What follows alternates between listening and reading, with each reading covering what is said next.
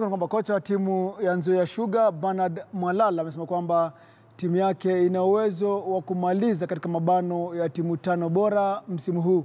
Timu hiyo iliyo na mchezaji anayeongoza kwa wingi wa mabao inashikilia nafasi ya 5 kwenye jedwali kwa alama 26. Robinson Kenya na taarifa zaidi.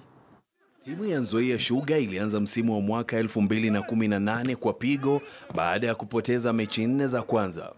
Hali hiyo iliwafanya baadhi ya mashabiki wa timu hiyo kuhofia kwamba huenda timu hiyo ikashushwa daraja mwishoni mwa msimu. Wasiwasi ilikuwa kwa wachezaji. Mimi sikuwa na wasiwasi kwa sababu niko na experience. Lakini wasiwasi wangu ilikuwa vijana ni wadogo. Watachanganyikiwa. We started off badly, it was hard, tough.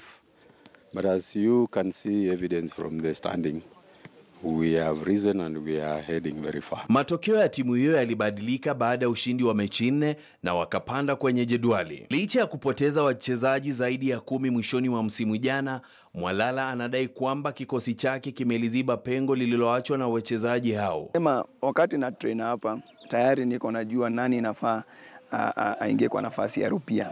Tayari niko na train hapa, tayari niko naangalia. Mwenyekiti wa klabu hiyo David Egesa anasema kwamba hivi karibuni shughuli za klabu hiyo zitakuwa zikiendeshwa kwa hali ya kisasa. We want us to be a professional club. Very soon you will be seeing us operating very differently. Leave alone Gor Mahia FC, you will see us on the top. Kwa sasa Nzoia Sugar inashikilia nafasi ya 5 kwenye jedwali kwa alama 26. Robinson